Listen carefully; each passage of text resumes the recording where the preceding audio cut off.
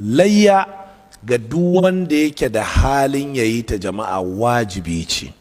Ya kamata ku fahimci wannan. Duk wanda yake da halin yayi layya to wajibi ne yayi layya, ba mustahabbi bace. Wato ba abu ce na ina da halin in yi amma ba lallai bane don haka ni na yi shawarar bana ba zan yi ba.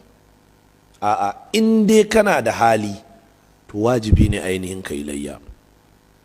Sannan layya ana yin ta da dabba ne mafi zaƙi, zaƙin nama, haka malamai suka ambata, don haka suka ce aka fi son a yi ta da rago. Hadaya kuma a wurin aikin hajji ita kuma ana son dabba ce mai yawan nama, don haka aka fi so a yi ta da raƙumi sannan saniya.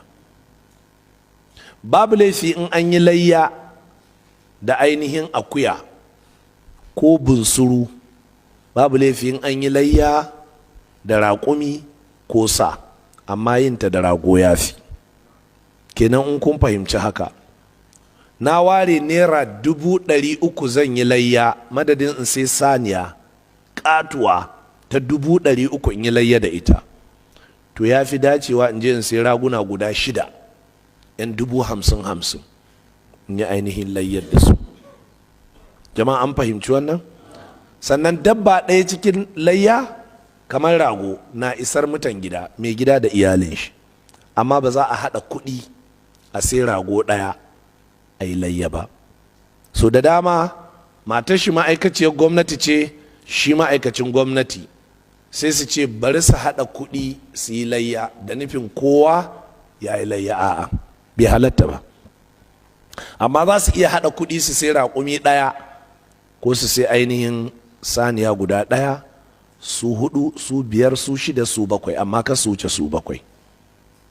Ana iya yin layya da namijin dabba, ana iya yi da macen dabba, amma duk wadda take da nakasa a jikinta to ba a iya yi matukan nakasar ta bayyana, kamar ɗangeshi, kamar ƙafa ɗaya, kamar datsatsen bindi, datsatsen kunne, makanta ko dundumin da ya sa ragon in an sake shi ba zai iya tafiya ba saboda idan nashi baya gani sosai.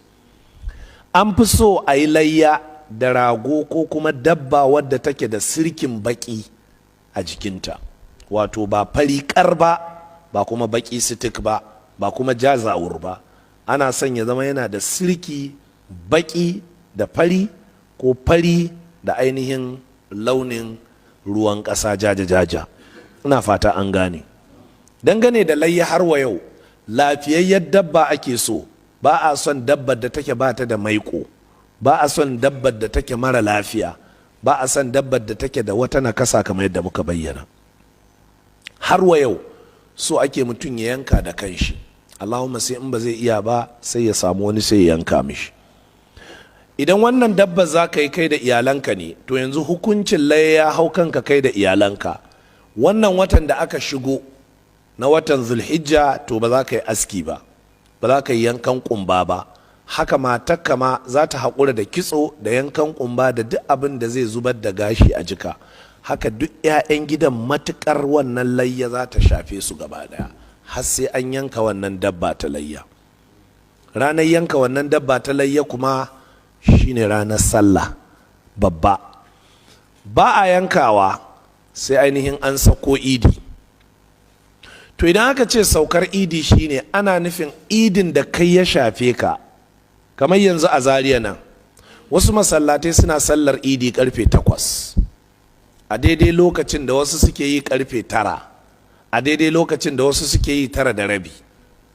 Idan har idin da kai ka je ya zama limamin ya sauka daga idin, ya kuma yanka hadayar shi ko layyar shi, in ba shi da hali sai ya miƙe sanar da jama'a cewa Allah bai hore mishi ba, don haka jama'a sai su je su yanka. To babu laifi, kan ka dawo gida sai ka zo ka yanka. Hadisi ya zo cikin sunan al-kubra ta al-imam al-baihaqi cewa annabi sallallahu alaihi wa alihi sallama in ya dawo ana fara soya mishi hantar yana ci, sai dai wannan hadisi da'ifi ne. Wasu sun yi ta tambaya akan yaya matsayin wannan hadisi, yana da raunin isnadi. saboda haka abin da ya sauƙaƙa na daga jikin layyar sai ka ci, ba lallai sai hanta ko ƙoda ko kuma wani abu muƙayyad ba a siyar da layya, amma ana ainihin wato iya ba da sadaka, ana iya bayar da kyauta. Sannan ba a aje naman layya a ce za a yi mishi ajiyar da sai lokacin ainihin takutaha, ma'ana kamar yadda al'ada ce a ƙasar Hausa, sai a aje wani ɓangare, musamman bindin ragon layya sai a aje shi sai lokacin watan ainihin almuharram, wato watan cika ciki, sai a zo sai a abinci da shi, sai a ce yana da wata falala. Ba a yin wannan. Waɗannan kaɗan kenan cikin hukunce-hukuncen da suka shafi ainihin layya. Amma ba haka ba, za ka iya soya naman layyarka, ka mishi suya mai kyau, ka aje shi a cikin man shi, cikin kakidi, kana ɗibowa lokaci-lokaci, kana ƙara ɗumamawa kana ci, sai ka ci shi har bayan wata ɗaya ko fiye da haka. Wannan ya halatta.